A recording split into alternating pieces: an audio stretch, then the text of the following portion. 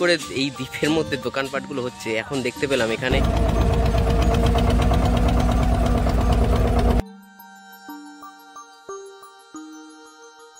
সেক্ষেত্রে যারা একা আসেন, আমার মতো মানুষ যারা একা ঘোরেন, তাদের ক্ষেত্রে খুব সমস্যা হয়। আমি সেটা এখানে আসার মৌসুমী আইল্যান্ডে কোনো রাস্তা নেই।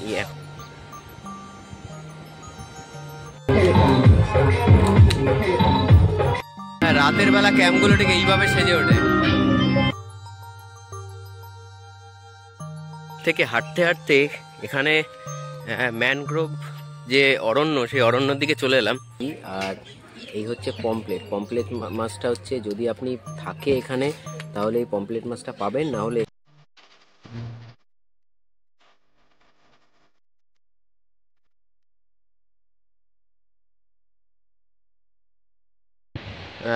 নমস্কার বন্ধুরা, একদিন ছিল পথিকের সঙ্গে আরও একটি নতুন পথ বলবো না, এটা সমুদ্র, তাই সমুদ্রের পথে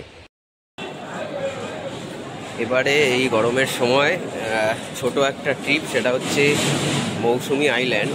হচ্ছে শিয়ালদা থেকে 18 নম্বর থেকে ছাড়বে। এখন 18 নম্বরে পৌঁছায়নি, সবে শিয়ালদায় নামলাম, এখন 18 নম্বর পর্যন্ত যেতে পারিনি।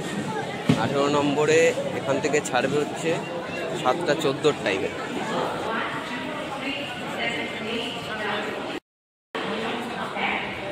এই যে শিয়ালদা সাউথ সেকশন, এখান থেকেই 18 নম্বর প্ল্যাটফর্ম থেকেই ট্রেনটা ছাড়ে। এটা 7:14 ছাড়ে। এখান থেকে ডাইরেক্ট যাবে লক্ষ্মীকান্তপুর, এবং লক্ষ্মীকান্তপুর থেকে ডাইরেক্ট আপনার নামখানা হয়ে যাবে ট্রেনটা। সকাল 7:14 নামখানা লোকাল। শিয়ালদা থেকে নামখানার ভাড়া পড়বে 25 টাকা, আর ট্রেনের সময় লাগবে প্রায় 2.5 ঘন্টা মতো।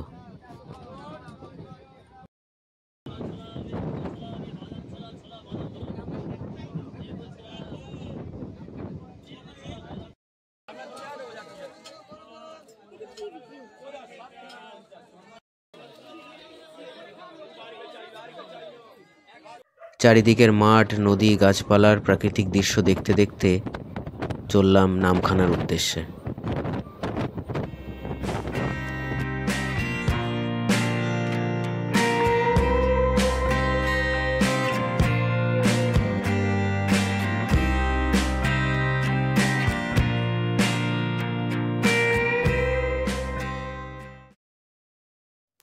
নামখানা প্ল্যাটফর্মের বাইরে থেকে আপনাকে টোটো ধরতে হবে হুজুতের ঘাট যাওয়ার জন্য। এই হুজুতের ঘাট থেকেই ফেরি পারাপার করে আপনাকে মৌসুমী আইল্যান্ডে প্রবেশ করতে হবে। নামখানা থেকে হুজুতের ঘাট টোটোয় জনপ্রতি 60 টাকা করে শেয়ারিংয়ে পড়বে, আর আপনি যদি টোটো রিজার্ভ করে নেন তাহলে 2 থেকে 500 টাকা পর্যন্ত পড়তে পারে। আর সময় লাগতে পারে প্রায় আধ ঘন্টা থেকে 40 মিনিট পর্যন্ত।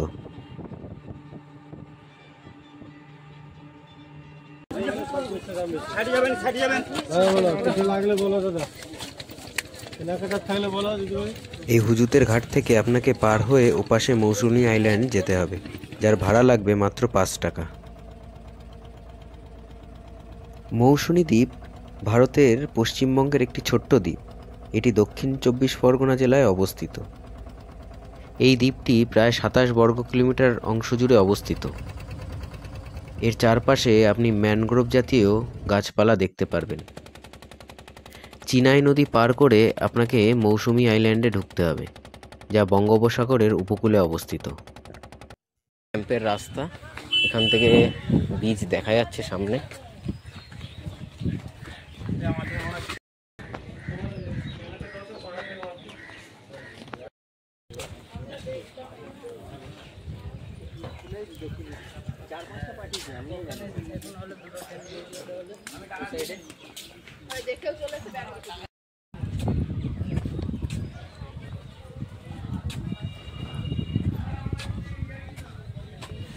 পুরো ক্যাম্প সাইটটা এখান থেকে, সামনে সমুদ্র, বে অফ বেঙ্গল।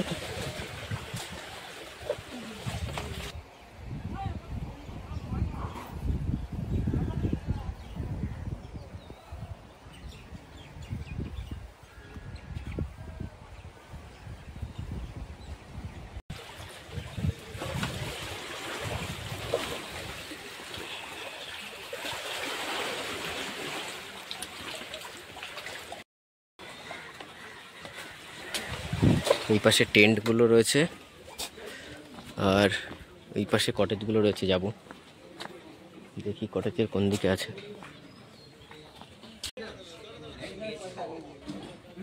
এটা রিসেপশন ক্যাম্পের এই ডাইনিং এরিয়া, এই যে এখানে সবাই মিলে একসাথে খেতে পারবেন। সিজা ক্যাম্পের এটা হচ্ছে ডাইনিং এরিয়া, এই যে এখানে বসে আপনারা খেতে পারবেন। এই যে সামনে এখানে সমুদ্র দেখা যাচ্ছে, আর আসার সাথে সাথে এখানটায় এই যে ওয়েলকাম ড্রিঙ্ক ডাব, সুন্দর ডাব দিল এখানে। এখন এই ডাব খাবো, ডাব খাওয়ার পর ঠান্ডা হয়ে বা স্নান করতে যাব, তারপর দেখা হচ্ছে। আমার অবস্থাটা আছে সেই ঘরটা একটু দেখাই। এরকম একটা ঘর আছে যেখানে আপনি বেড আছে, যেখানে আপনি 4 জন পর্যন্ত শুতে পারবেন। এখানে এই যে টেবিল আছে, এখানে আয়না আছে, অল আউট আছে, এই যে পাখা আছে, এটা যেহেতু নন এসি তার জন্য এখানে পাখা রয়েছে, কম্বল দেওয়া আছে। আর এই দিকে আছে বাথরুমটা, এই যে এটা ভালো মোটামুটি। এটা এখান থেকে বাইরে। এখন একটু সমুদ্রে ঘুরতে বেরিয়েছি। এই যে এপাশের এইটা হচ্ছে আমাদের ক্যাম্প। এই ক্যাম্পে এখন এই ভাটার সময় বলে এখানে সবাই হচ্ছে তোমার সমুদ্রে স্নান করছে, এই পাশে স্নান করছে। এখান থেকে ক্যাম্পের ওই শেষ পর্যন্ত যে সিঁড়ি রয়েছে দেখা যাচ্ছে, এই যে সিঁড়ি রয়েছে, এই সিঁড়ি পর্যন্ত তোমার জল হয়ে যায়, ওপর পর্যন্ত জল হয়ে যায়। এবং তারপর আপনারা এখানে স্নান করতে পারেন, এখানেই আপনারা বসতে পারেন। ওপরে ঠিক ওরকম জায়গায় খাওয়া দাওয়ার ব্যবস্থা রয়েছে, ওখানে খেতেও পারেন, ঠিক আছে। এবং এই সমুদ্র সুন্দর। ওই পাশটায় হচ্ছে জম্মু দ্বীপ, এখান থেকে দেখা যাচ্ছে না ক্যামেরায়। ওই যে ওই পাশটা এবার দেখা যাচ্ছে, ওই পাশটা হচ্ছে জম্মু দ্বীপ রয়েছে। হ্যাঁ, সুন্দর জায়গা এই পাশটায়, অসাধারণ অসাধারণ। শুধু মানুষ নয়, এরাও এখানে স্নান করতে আসে, সমুদ্র দেখতে আসে। আমাদের খাবার দাবারে রয়েছে এই যে এখানে আলু পোস্ত রয়েছে, এখানে আলু ভাজা রয়েছে, এখানে লেবু দিয়েছে, ঠিক আছে, লেবু, শসা, পেঁয়াজ। এরপর আরও আসছে বাটিতে করে চিংড়ি টিংড়ি আছে, মাছ ফাছ আছে, সেগুলো দেখাচ্ছি আস্তে আস্তে। আপাতত এইটুখানি খেয়ে নিই। তারপর কি এসছে, ডাল, ডালও আছে। এখন এই যে দিয়ে গেল হচ্ছে এই যে চিংড়ি, এখানকার এই সমুদ্র থেকে ধরা দেশি চিংড়ি। আর এই হচ্ছে পমপ্লেট। পমপ্লেট মাছটা হচ্ছে যদি আপনি থাকে এখানে তাহলে এই পমপ্লেট মাছটা পাবেন, না হলে এর সাথে অন্য মাছ বা কাতলা পাবেন। কিন্তু এই পমপ্লেট মাছটা এখানকার সমুদ্রেরই রয়েছে। আর তার সাথে রয়েছে এই যে চিংড়ি। খেয়ে দেখি।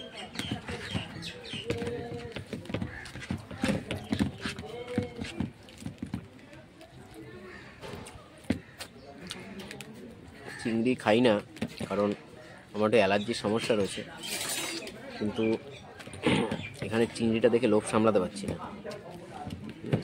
এত সুন্দর চিংড়ির মালাইকারিটা করেছে, একটু অ্যালার্জি হোক, কিন্তু এটা একটু খেয়েই দেখি।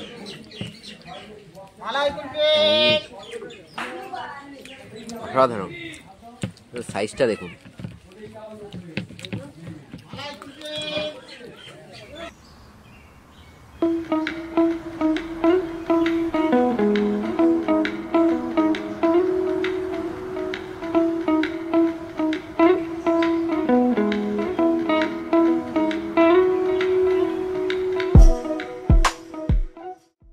থেকে হাঁটতে হাঁটতে এখানে ম্যানগ্রোভ যে অরণ্য, সেই অরণ্যর দিকে চলে এলাম। এখানে এক অসাধারণ পরিবেশ। এখানে দেখলে মনে হয় একটা অন্য কোনো জগতে চলে এসেছি। মানে ঝড়ে উড়ে যাওয়া সেই গাছগুলো এখানে খুব সুন্দরভাবে সাজানো রয়েছে, সেটা দেখাবো, ব্যাক ক্যামেরায়ও দেখাবো। ম্যানগ্রোভ দেখা যাচ্ছে, যত বস্তা, নোংরা আবর্জনা, কাপড় সব এই গাছে এসে জড়িয়ে রয়েছে এই ঝড়ের পরে। আসল গাছের পাতা টাতা সব উড়ে গেছে, শুধু কাণ্ডটা পড়ে আছে। এটাই হচ্ছে পুরোটাই ম্যানগ্রোভ।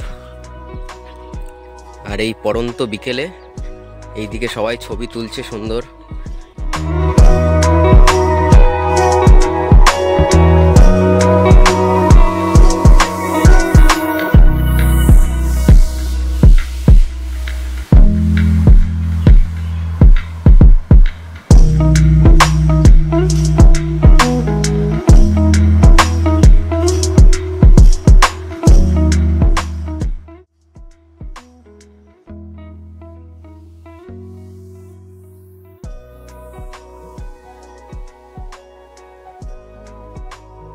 এখানে সুন্দর কিছুটা ঘাস জমি আছে।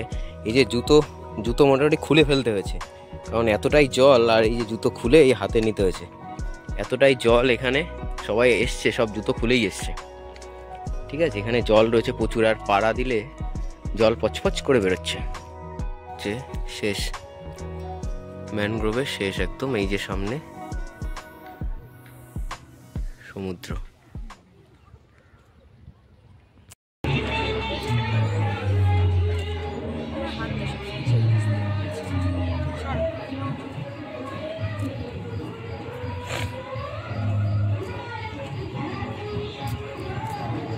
এই যে এখানে ফায়ারে আগুন জ্বলে গেছে।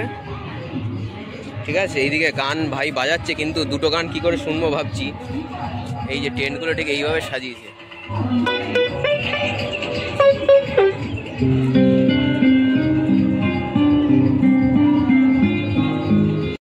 রাতের বেলা ক্যাম্পগুলো ঠিক এইভাবে সেজে ওঠে।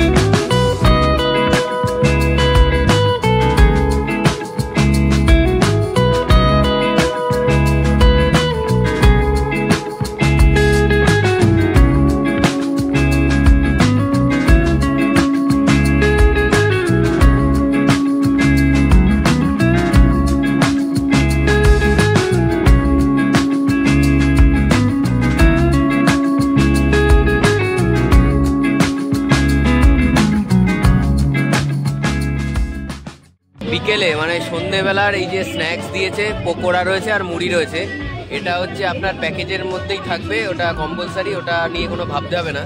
আর ওখানে এখন ওই বারবিকিউ হচ্ছে, যেটা হচ্ছে কেজি হচ্ছে 450 টাকা। আপনি 500 গ্রামও নিতে পারেন, 250 গ্রামও নিতে পারেন, কিন্তু ওই 450 টাকা হিসাবেই ওটা ওজন করে ওরা দেবে। সন্ধেবেলা এখানে সমুদ্রের পাড়ে বসে সুন্দর আবহাওয়ায় বসে খাচ্ছি, অসাধারণ। একটু আগে চা দিয়ে গেছে, দুধ চা। আমি দুধ চা খাই না, কিন্তু চাটা ভালো করেছিল, শুনলাম ভালো।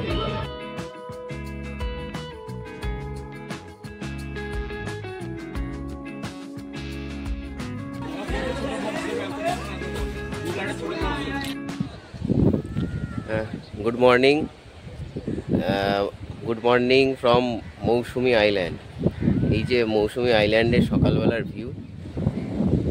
সকালবেলা এখনও জল অনেকটা দূরে আছে, এখনও প্রচণ্ড হাওয়া দিচ্ছে এবং ঠান্ডাটাও ভালো আছে, তাই এরকম জ্যাকেট পরতে হয়েছে সকালবেলা। আজকে আমার এখান থেকে চেক আউট করার দিন, বেরিয়ে যাব একটু পরে। এখানে রুমগুলো সত্যি খুব ভালো, এবং শুধু রুম নয়, এখানকার মানুষের বা স্টাফদের ব্যবহারও খুব ভালো। এখানে হচ্ছে সৃজাসানা ক্যাম্প।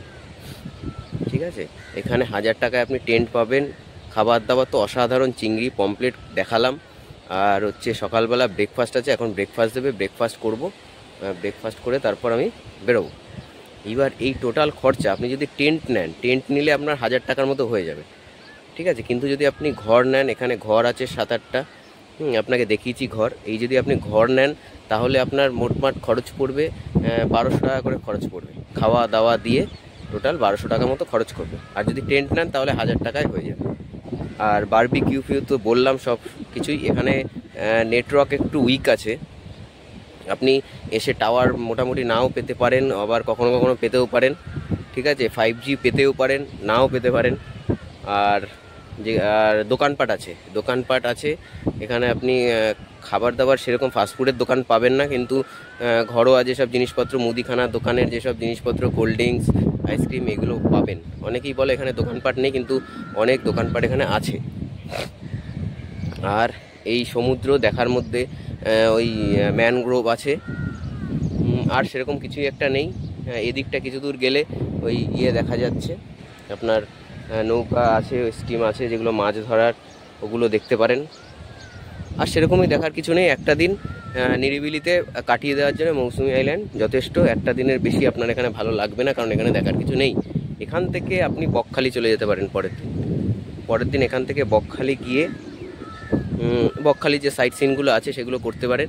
এখানেই টোটো পাওয়া যাবে, এখানে টোটো নিয়েই আপনি বকখালি চলে যেতে পারেন। এবার আসি ভাড়ার কথায়। ভাড়া আপনি যদি শিয়ালদা থেকে আসেন, তাহলে শিয়ালদা থেকে আসতে আপনার শিয়ালদা থেকে নামখানা ডাইরেক্ট টিকিট কেটে নেবেন। শিয়ালদা থেকে 7:14 ট্রেন ধরবেন সকালবেলা। 7:14 ট্রেন মিস করলে কিন্তু অনেক দেরি হবে মৌসুমিতে আসতে।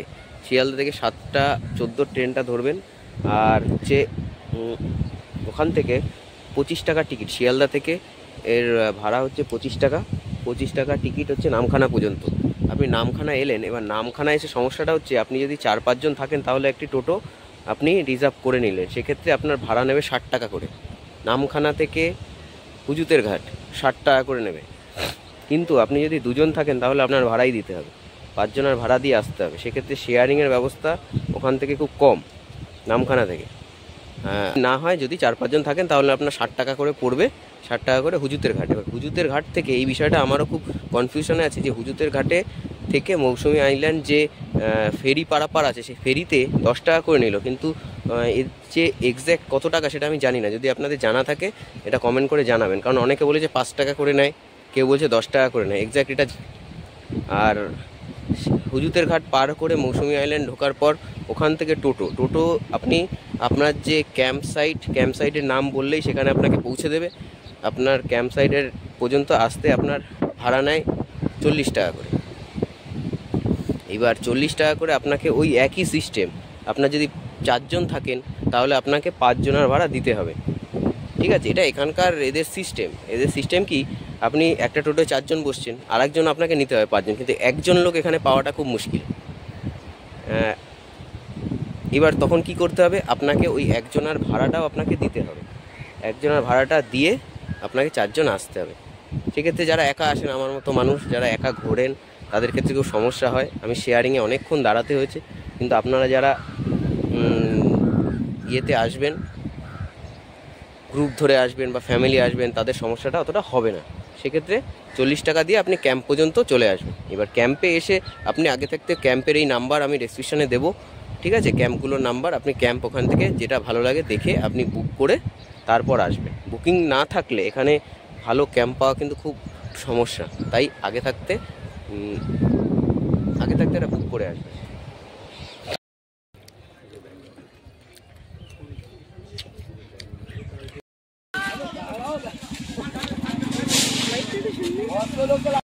এটা হচ্ছে বাগডাঙ্গা ঘাট।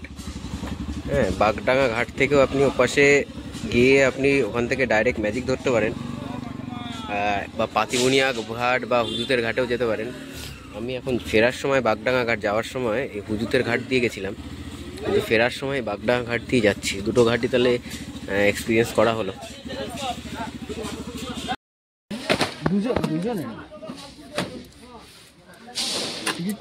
আর যাওয়ার পালা মৌসুমী আইল্যান্ড ছেড়ে। এই যে ঘাটটা এসছি, এই ঘাটের থেকে এখন এই লঞ্চে করে ওপাশে যাব। ওপাশ থেকে তোমার ম্যাজিক ধরে নামখানা ডাইরেক্ট। এটা হচ্ছে বাগডাঙ্গা ঘাট। যাওয়ার সময় হুজুতের ঘাট ধরে গেছিলাম, সেটাতে যেমন সময় লেগেছিল, এটা হচ্ছে বাগডাঙ্গা ঘাট, এখান দিয়েও যাওয়া যায়। আর ভাবছিলাম যে মালপত্র কি করে আনা নেওয়া করে। এখানে অনেক দোকানপাট রয়েছে, অনেক সবজি রয়েছে, সব কিছু দেখছি। কী করে এই দ্বীপের মধ্যে দোকানপাটগুলো হচ্ছে এখন দেখতে পেলাম। এখানে এই বড় লঞ্চে করে এখানে পাথর আসছে, ইট আসছে, বালি আসছে, সেগুলো এপারে চলে আসছে। এপারে এসে ওখান থেকে ঘরবাড়ি তৈরির কাজ বা এই গাড়িগুলো যেগুলো রয়েছে সব কিছু, এই যে সবজি নিয়ে যাচ্ছে, সব কিছুই এখানে এই লঞ্চে করে ওপাশ থেকে এপাশে আসে। কারণ এছাড়া এখানে আসার মৌসুমী আইল্যান্ডে কোনো রাস্তা নেই। এই একমাত্র রাস্তা হচ্ছে এই ধরনের লঞ্চে করে জিনিসপত্র নিয়ে আসা।